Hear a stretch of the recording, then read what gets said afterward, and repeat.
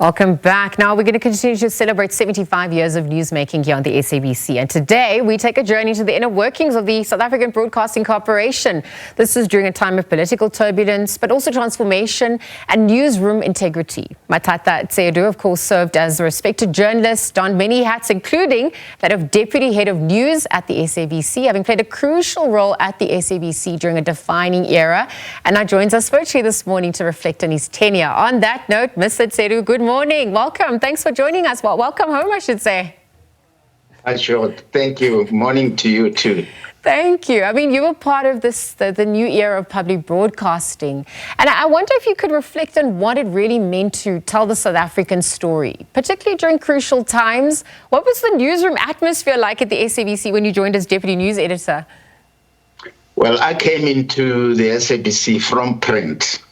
Yeah. And one of the things that I had to learn first was that audio and visuals are very important, are critical elements of any storytelling. I remember when Jonas Savimbi was killed, and we wanted to tell that story. But Jonas Savimbi had been killed so many times by the Angolan government. And if we were just going to say he has been killed without showing any visuals, it was not going to work. But the only people who had the visuals were the Portuguese broadcasting. And CNN had the visuals, and we had an agreement with CNN, but CNN said they can't give us those visuals. So we had to go through all sort of hoops to get to the Portuguese to get those visuals in order for the story to stand. And that was a big lesson for me. 9/11 happened on my watch. I remember Denzel Taylor running into my office and saying, "There's a big story we have to cross to CNN," and that is what we did. So it was an exciting time. And I wonder, I mean, obviously with all those developments, as we look back in hindsight, the relationships themselves played a crucial role, not only between journalists, but between management, perhaps also just the leadership from board level, you know, to even head of news. Tell us a little bit more about that synergy and how that obviously helped to execute an operational front as well for you. Well, let's take this story. One of the really big stories of my time was the return of Grandma Bartmann's remains from France back home here, and her reburial. So a lot of money was needed in order to carry all of that. And meetings were held with management to say this is quite crucial. And Peter Matlari was the CEO then, and Vincent Mapai was the chair of the board. And both of them understood the need for this story to be told. And we did beautiful work starting in Paris. We were there when she was being packaged, and the flying back and landing in Cape Town, and the actual funeral itself. It was brilliant stuff, and the coordination with management and channels, because we needed particularly SABC2 to carry that live. And on a Saturday, they had their own, all these insurance death policy adverts, and they were making a lot of money on Saturday morning with those things, and we were taking the channel away and doing all of this. So the understanding between news channels and management was really great. Yeah. Well, thank you for speaking to that. I mean, we're seeing this landscape evolving, content platforms also shifting. I wonder if you're looking now from the outside in. How does this, how do we navigate from here into these times, obviously, while staying true to journalistic principles, the integrity at large, but continue to play our role in the democratic project of South Africa? Yeah.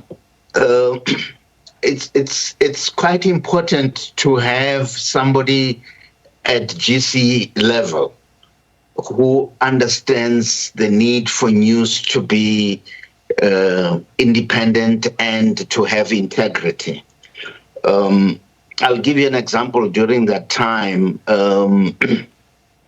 the first Zimbabwean elections were going to take place, and the foreign minister of Zimbabwe, Nathan Shamyarira, was passing through and asked Peter Mathatha for a meeting, and Peter took me along.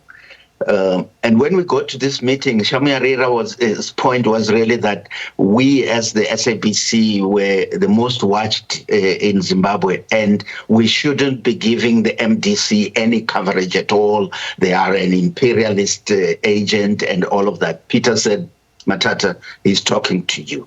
So I said to the minister, we as the SABC are not going to go into Zimbabwe and cover it in a way that we don't cover our own South African politics. Here, we give everybody a voice, and we're going to do the same. I'm sorry, I can't become the ZBC just because we are now covering Zimbabwe.